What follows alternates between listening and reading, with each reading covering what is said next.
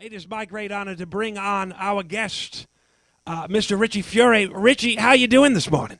I am doing wonderful. Thank you very much for having me on your show. It sounds like just from the banter back and forth there for a minute, you guys have a good time. Oh, yeah, we do. we do, Richie, and it's just going to get better. Now that we've got you on, we're excited. We were just hearing a track called Kind Woman, and I've got to say... Gorgeous song. Great song. Phenomenal, just the feel. It is that natural, beautiful country rock vibe. Tremolo, guitar solo, Hammond organ. Whew. It is absolutely gorgeous. Richie, can you tell us a little bit about this record, and how did it come about? Hand in Hand came about by...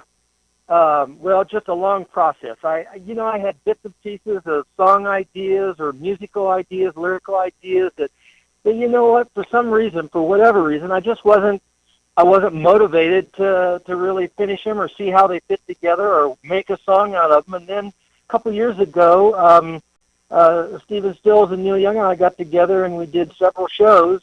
And it was during those shows that I really started to, I guess the creative juices just started to flow again, and all of a sudden it's like, okay, I've got all these songs now. What am I going to do with them? And I'm going to record them. That's what I'm going to do with them. But it really took that moment, I think, in time to just bring them, full circle, to put this piece together with that piece, or however it worked, But it certainly the creative juices started to flow. It sounds. There's a classic sound.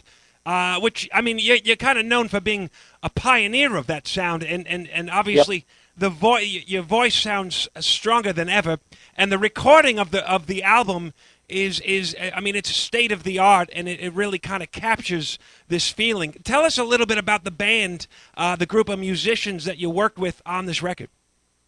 Well, I've been working with this group of guys in Nashville, Tennessee, since 1996, when I actually did one of my very first solo projects called In My Father's House.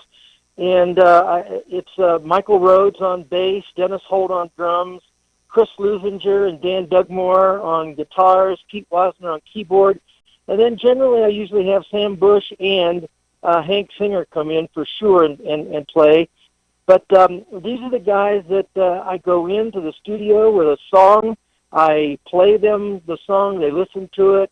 They write their charts out, and the next thing you know, man, they've got the track is down. They are a wonderful group of guys. They're expedient. They're creative, and they've never given me anything but their number one first effort. Right. A lot of people can feel that. Maybe you go to the studio and you get a bunch of studio musicians together, and it's just, okay, next, okay, next, and that's not the way with these guys. Although they do cut the tracks, very quickly, there's no doubt about it. Right. If something isn't right, they make sure that they get it right, and then their heart's there, and they say, what else can I do? And so generally, it's the guitar players or the keyboard players, and we have some overdubs that we do. But I'll tell you what, these guys are just they're just wonderful musicians, and they are good friends. Every time we go to Nashville, these are the guys that I call on. Right. Is there you've played with obviously just a huge roster of great players. When you're making your records, when you're writing these songs, what do you, look for in the musicianship? Is there certain sounds that you're looking for when you're piecing all of this together? Well, like you said, I did create a sound along with Buffalo Springfield and Poco years ago, and there is a certain standard that I'm looking for. I have to have a certain quality, and I guess that's why I actually go to Nashville to get these guys. Not that my band, which I am very proud of, my live band is such a special band, and I love playing with them, but recording and live it's like two different birds, right. So these guys just, they understand, they relate to my music, they are... they know where I've come from. They know my history, right. And so they know what I'm looking for, and give it something fresh as well. Because the music that I just made on Hand in Hand, it's fresh. Yes, and that's what I like about these guys. It's great. You know, and I read recently you were featured in a Rolling Stone article in April, and you mentioned in the article that referring to this music, and you kind of touched up on it, but I want to get a little bit into it. You said that this album definitely wouldn't have existed if you'd carried on, I guess, doing the Buffalo Springfield Reunion. Were these potentially going to be songs to work with Stephen and Neil, or was that in the cards? Certainly that was a thought in mind. I didn't want to be caught off guard, that's for sure, if there was going to be a Buffalo Springfield album. And so I think that really gave me the impetus to go ahead and try and finish or write these songs. I know I'd be playing a riff on stage when we were doing rehearsals. You know, Neil would look over and say, "New song, huh?" Right. And I didn't even. That was like for Wind of Change. I remember that, just playing. You know, and I didn't really have everything put together on that yet. I don't even think I had lyrics, but I had this little riff, and it was a new song, and he picked up on it. So I just didn't want to be caught off guard. If there was going to be such a record, then I wanted to really contribute to it and give something, you know, to the record that had some substance to it. But as it turned out, that wasn't the direction that things went, and so I had an opportunity to have my own project. Right. And you mentioned the creative juices coming to you. Was this how long did this kind of the process of writing and assessing the material, was that prior to the Neil and Stephen reunion, or was this kind of throughout that whole period? It was really throughout the process of us playing together. You know, I mean, we did the bridge school, and then we stopped, and then we put together the 7 shows that we did after that. And I think it was during that period of time when, you know, between the bridge school and our first concerts up there in Oakland that we did it. Right. Up there, and then in Los Angeles and Santa Barbara, that I really felt that I'm gonna. These songs then just started to work. You know, I've got a nice little place up here in Colorado, and I can take walks out on a dirt road where nobody really is out there, and I can just think, and I can just bring these things to fruition. And that's really how a lot of songs recently that I've written, particularly on Hand in Hand, have come about. You know, I just go take a walk and just I'll start to find out how the pieces all fit together. Right, and the style of writing on the record, there's some of it is say a little nostalgic, some of it is love themes. What is there a particular when you're writing, when you're thinking about music, when you get struck with the inspiration, is there a particular style or tone that comes to mind that you're comfortable writing in? You know, sometimes when I'm writing a song, I really don't know what it's about or where it's going. I mean, literally, Don't Tread on Me, which is on Hand in Hand. Yeah. I mean, it was the process of taking a lot of walks on the road. And I would say, what in the world, what is this thought that's coming to my mind? And then, you know, I'd take a walk the next day, and all of a sudden the second verse or something would come together. You know, I'd say, well, that's an interesting perspective. Now maybe I can, you know, take off and develop this into what, you know, what it really sounds like I'm going. But I don't go out and just really say, okay, I know the theme, and I'm going to write this theme. Right. Usually it just comes in little bits and pieces, and it develops into the theme rather than me writing the theme. Kind of strange, huh? I mean, it's the process, as it ought to. Nothing pleases me more than having people. I mean, every writer, I think, has a different way of doing it. I was in the shower when I got to thinking that one of the riffs on the album that I had for probably 10 years or more, and then lyrics that I'd written for my daughter who sings with me today, Jessie. Her and her husband, I wrote the song Love at First Sight, and I could not, for the life of me, you know, find out where this riff went, or it didn't even dawn on me until one day I'm in the shower. And I'm saying, you know what, this riff that I've had laying around for 10 years goes with these lyrics that I wrote 10 years ago for Jesse and Tom, but it never crossed my mind that they went together. And so I came back, I got out of the shower, came down to my little music study room, and And the next thing I know, there's the song. God. And it's a 10-year anniversary song for him now rather than a wedding song 10 years ago. Well, finishing a thought like that, a 10-year process, what does that do for you personally? I mean, that must be a weight off your shoulders. Well, it is, but what's really strange is then when you go to record. Right. For me, recording never seems to be finished.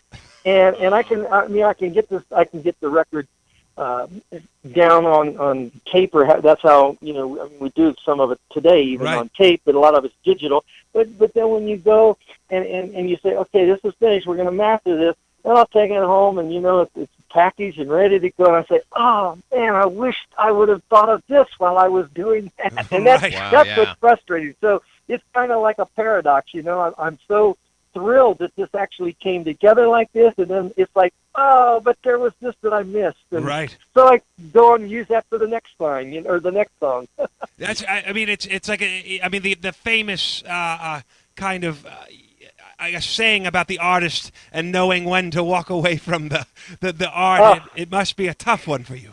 Somebody's got to drag you away, man. It's done. It's finished, Right. Back off from it. I'm pretty sure most of your listeners would say that your records couldn't really be improved on, so maybe you need to let that stand. That's really sweet, and that's a very nice compliment. I take pride. I've never had quite the success that so many of my friends have had, but I still take a lot of pride in my music. I try to make it accessible. I try to make it something that's relevant. That's the last thing I want to do at 71 is put out a piece of product that I don't feel is relevant. And I know, there's a lot of kids out there that are, they're like me when I was, 21 and 22 and 23 writing music or getting started in the music business. But I still want to feel that, I'm relevant, and there's still some importance and reason for me to go ahead and make a record. Richie, this is Jeremy. It seems to me that if success is measured in the respect of your peers and the relative extent of your influence, you're as successful as it gets. Well, I appreciate that, and I'm humbled by that statement. I mean, it means a lot. I think playing the Bridge School concert a couple years ago was also a something that I needed to do to just make sure that I understood in my own heart, no matter what other people thought, that I just wasn't along for the ride in Buffalo Springfield, but I did have a part that I contributed, even though Stephen and Neil, certainly have gone on to just really superstardom. Sure. And I chose at one point in my career to actually stop and get out of the music business and go in a different direction, and who knows what would have happened if I would have stayed at that. But I think getting on stage several years ago with these guys and just letting them and myself really know, hey, I can hold my own here. I can stand right up there with you guys, man, and I appreciate what you have accomplished, and it's really neat to be here with you. Speaking of these performances, this reunion of the Buffalo Springfield, I mean, there's several videos online where you can see some of these performances, and the sound that you guys make together on stage is such a unique blend, and it was alive in those recordings. How did that? How did that come about? What were you thinking when you got the phone call that this is actually gonna take place?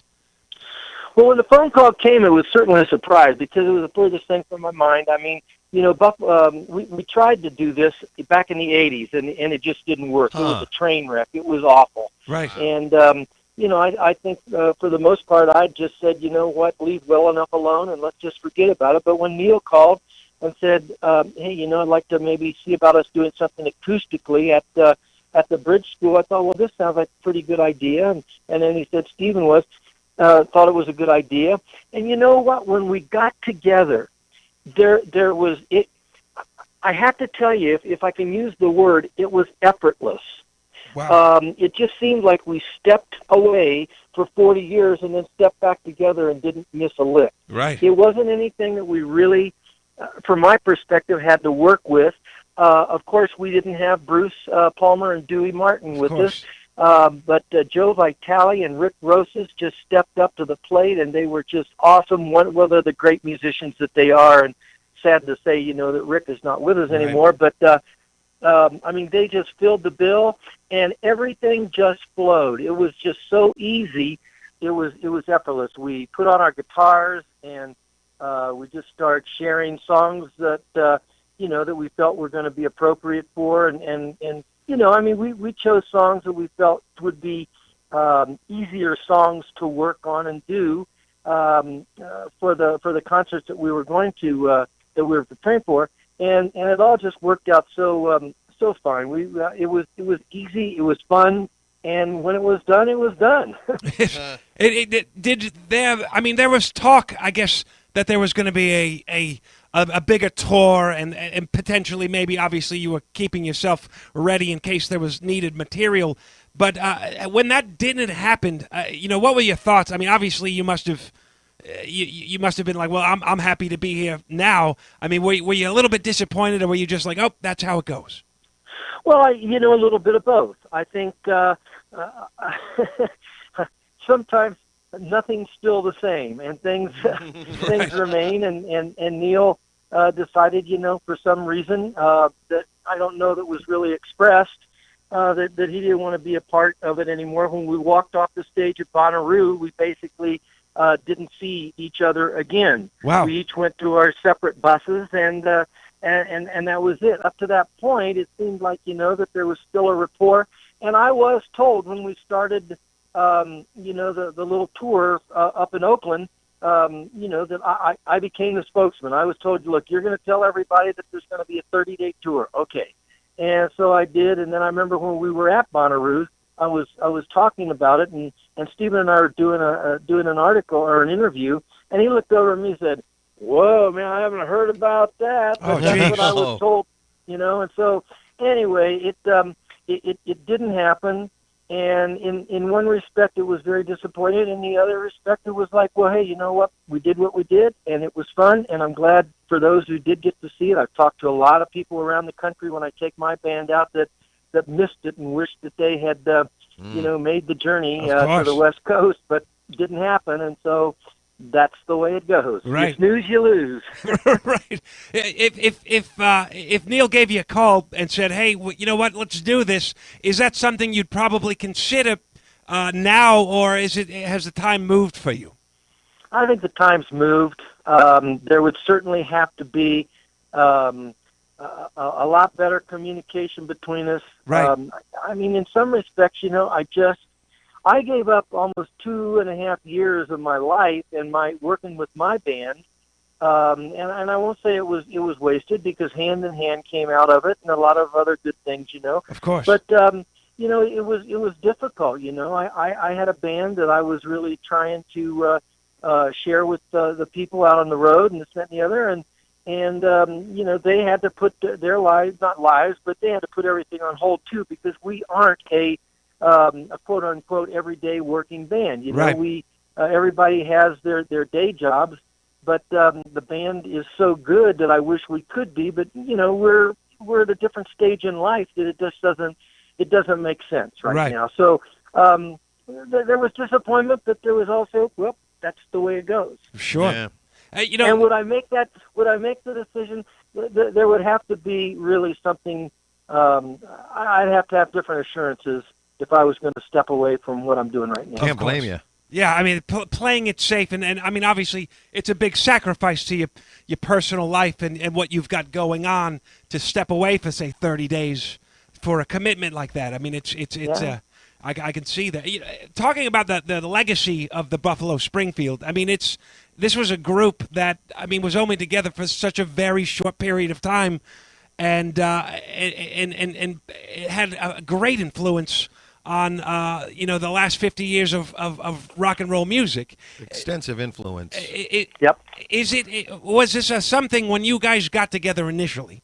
Was there obviously you didn't expect any kind of, it was just like major flares going on, but was there a magic when you guys got into the room that you actually could taste, you could feel? I think we could feel it, in the very beginning, after we finished our our 6 weeks at the Whiskey A Go-Go. Right. And that's when the band was probably the best the Buffalo Springfield ever was. Because there were 9 people in and out of the Springfield. Right. Yeah. And it's like 1 step forward and 2 steps back. And so it made it very difficult to, to just really keep the momentum going. But during that 6-week period of time, it was really special, and that's when we were the best. Right. You know, we had Jim Messina on the program a few months back, and he had such favorable things, such positive things to say about you, and your work with him, both on the third Springfield record, but also going into Poco. And I wanted to ask you, we've talked about the, being the pioneer of this musical genre, the country rock genre. How did that sound? How did you get the seed for that sound to go in that direction? Well, Jimmy and Jimmy had a lot of country influence, and I brought a little bit of it to the Springfield as well. And when Springfield broke up, Jimmy was our last bass player. He was number 9 in the band. Right. Whoa. And we became very good friends, and I really admired Jimmy and his talent and his visions and all. And it was really an exciting time to put together this new genre of music, which little did we know was going to take off to be, some of the most dynamic music that has come out of the United States. Right. Anyway, with the Eagles finally, taking it to the limit, not right. Right, literally. But we did. We had we had a vision. We loved country music. We wanted to bridge the gap between rock and country. There were other bands that were doing it sort of at the time. The Byrds were doing it, and then the Flying Burrito Brothers were doing it. But this was something that we were pioneering. We were setting the stage. We were paving the way for a new sound and a new group. And Jimmy and my relationship during that time was just absolutely. We were focused and we knew what we wanted to do. Yeah, and you guys did. It's six records. Obviously Jimmy went off to work with Kenny Loggins, and you stayed with Poco. Of course, you did a few records with Chris Hillman and did some solo records. And then at one point you walked away from the business and kind of found a spiritual grounding. Can we talk a little bit about what you were experiencing at the time that you kind of had this awakening, this spiritual awakening? Man, I was crazed. All I wanted at this point in time, this was about 1973, 74, when Chris and JD and I got together, and I had now seen Stephen and Neil go on to just gigantic success. Jimmy has taken off by this time, and Kenny and Jimmy are starting to have success. Randy is in the Eagles, and the Eagles are starting to having success, and I'm crazed. I'm overwhelmed with the effort that I think that I'm putting into it, and thinking that I have something of relevance. Is how's come and happens here, and it doesn't happen there, and so I decided that I was going to leave Poco and join up with Chris and JD, and it was Chris Hillman that wanted to have a guy named Al Perkins in the band. Right. And Al and Chris had played together in the past, and here's how crazed I was, man. Al had a fish sticker on his guitar that said, "Jesus is Lord." Right. And I said, there's no way this guy's going to be in the band. Al could have had any kind of sticker on his guitar, but he had a Jesus sticker. Right. And I felt that a Jesus sticker was going to be a hindrance to what we wanted to do as far as making music. And as it turned out, Chris won out. Al joined the band and ended up leading me to the Lord. And little did I know, though, at this time of my life, there was major crisis starting to happen. My wife and I had been married for 7 years, and she wanted out of the marriage. Wow. And it became a crossroads of decision to me after the first album. I had to decide, am I gonna Am I just going to drop everything that I've got, my family, my home, my wife, and all of that for this stuff that is driving me now? And it's like I wrote a song called "I've Got a Reason," and in that song it says, "Music was my life and finally took everything. Ain't it funny how you got it all and not a thing?" Wow. And there's where I was. And I felt like, oh my gosh, my life is slipping away from me, my family's slipping away from me, and I had to like step back, and I was so thankful for Al, who was so loving and so persistent, in our friendship, that he would take the time with me, because man, I wasn't very nice to it. Right. And I didn't want him in the band, but he ended up leading me to the Lord, and and there's where I made the decision, okay, I need to really come to grips with my life where it's at right now. It had nothing to do with Chris and JD and the music we were making. People want to put, some kind of stigma on it. Well, you guys couldn't get along either, could you? Well, that wasn't necessarily it. I had things that were going on in my life that became more important to me than making music. Right. Did you have any kind of concerns? I mean, like you said, when you saw that sticker, I mean, you immediately kind of reacted. Did you have any concerns about yourself and how your peers were going to view you when you kind of said, "I'm going to devote my life to this"?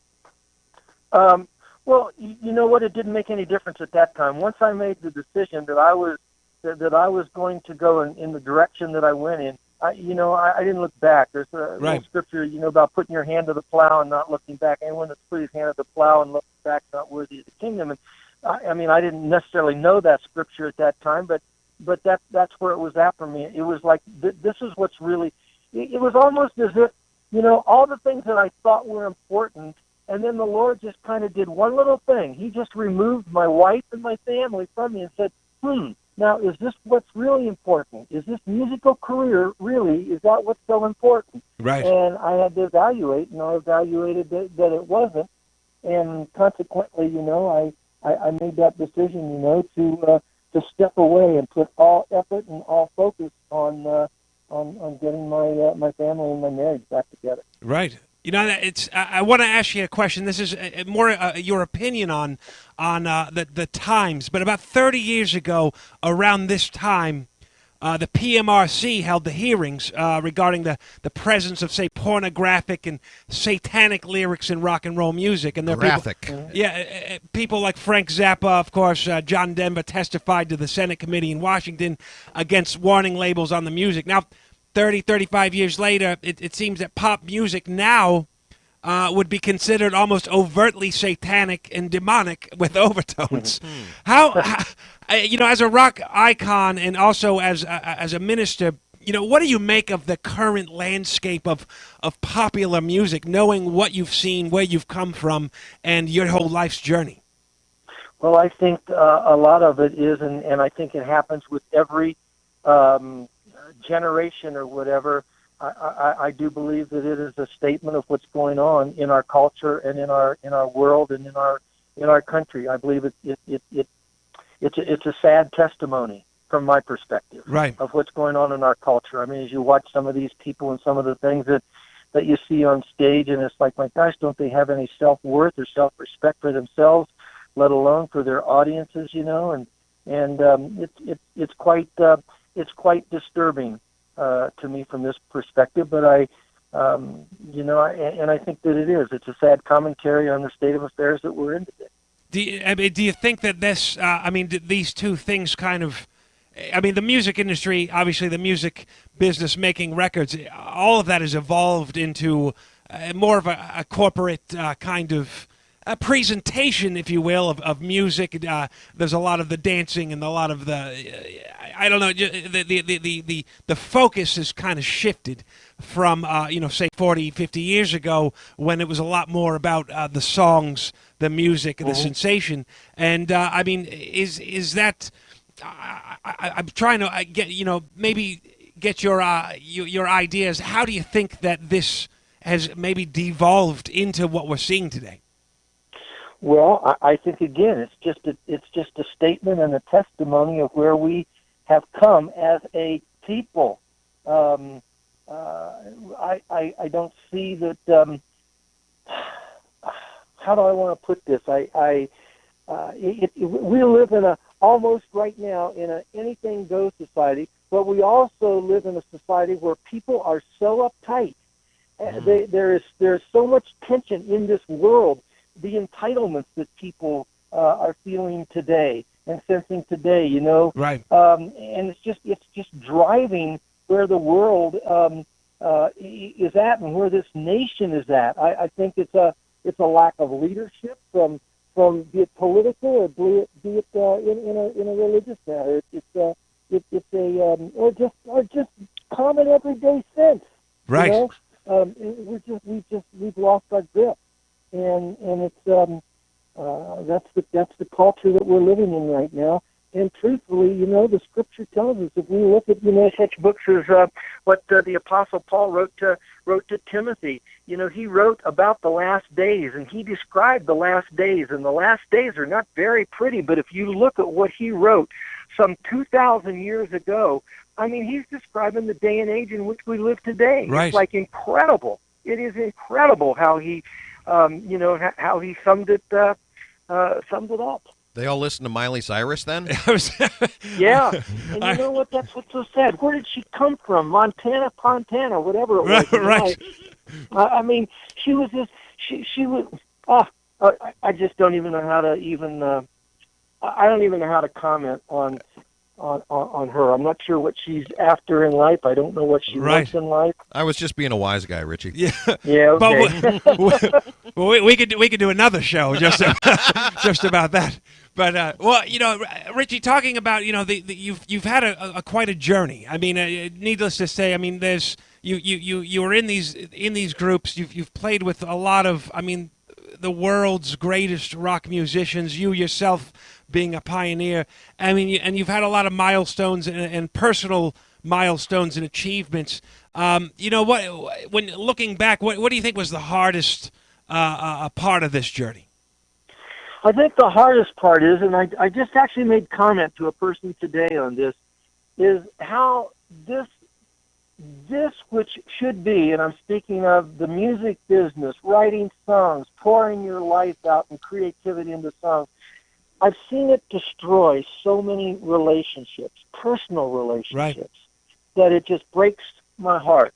I've been involved in some of that myself, and I regret that it's happened over the years. I'm glad that most of those relationships that I, have felt have been strained, are restored. And I don't look back and with any regrets now, because we've come full circle, and we've, most of my friends, have been, we've dealt with it. Right. But I've just seen how the music business, and music in general, and one's creativity and their potential, how it has created maybe divisions among people that were good friends. And I don't care whether it's between band members or whether it's between people that are relationships outside or what, but it hasn't done what it really set out to do. Right. And I think that's been the hardest thing and disappointing. When I even see it happening today, where music, which should be fun. Bands, creative people, but we just got to learn. In the whole scope of things, we got to learn how to get along with each other, especially at this day and age. I don't have the time for what I had for. I wish I didn't have time for maybe when I was 20 and 30 years old. Right. But I think that's, over the years, that's been one of the hardest things to really deal with. How what should be bringing people together, music, the universal language, but what should be bringing people together, I've seen it be divisive in so many ways. And I, looking at it, we talked a little bit about it, and you're touching up on it now. But looking back on your career, looking at, you've just put out a record, and it sounds, just as good as some of the most popular work you've done, and it is top notch. When you look at these, your track record and viewing success, how do you define success personally for yourself? Well, I think I have to step back and you're right. It's not about how many people buy your records or how many people come to your concerts or any of that. I mean, success in life in me goes so far beyond, music. I mean, you got to look at the guy that works in the factory or drives the truck, or Right. it's the doctor in the doctor's office. I mean, every aspect of it is important. And my life, to me, my satisfaction, my personal satisfaction, is that I am at peace with myself. The decisions I've made in my life, I've taken care of whatever business I needed to take care of where I felt there was something that I did that was offensive or offended someone. And my heart's right, and I'm right with the Lord, and that's what success in life is for me. And Richie, what you've just put this record out. You did some touring. You sound like you're in a great place. What do you have? What's next for you moving forward? Again, my life has been so interesting because the only thing I ever planned was when I left my hometown of Yellow Springs, Ohio, and went to New York in 1964 to be a folk singer. That's the only thing I planned. Then everything else just kind of it just kind of fell into place. And so I'm not making any plans, but I still have in my mind that I may even do another recording. I've started to accumulate some songs like on Hand in Hand that I didn't write myself, but Right. I felt so close to, like Dan Fogelberg's Don't Lose Heart, Right. and Ernie and Earl Cape's Let It Slide. And so I'm looking at songs that I feel that, I want to sing these songs because I relate to these songs, and I think I can make them my own. I think I made Dan's song my own. I mean, it was like a song that if I would have heard Dan's version of Don't Lose Heart, I'm sorry, I love Dan, such a sweet and wonderful guy, but I would have missed that song had I not heard it performed or gone up to sing on it, and that a friend recorded it. But once I got into the studio with it, it became my song. Right. And that's what I'm kind of like looking to right now, because I'm not the prolific writer. I don't mean this in any disrespectful way to anyone, but you know what? I don't want to write garbage. Right. And I want a song to have melody, and I want it to have lyrics. I want it to have something that is pleasant to listen to.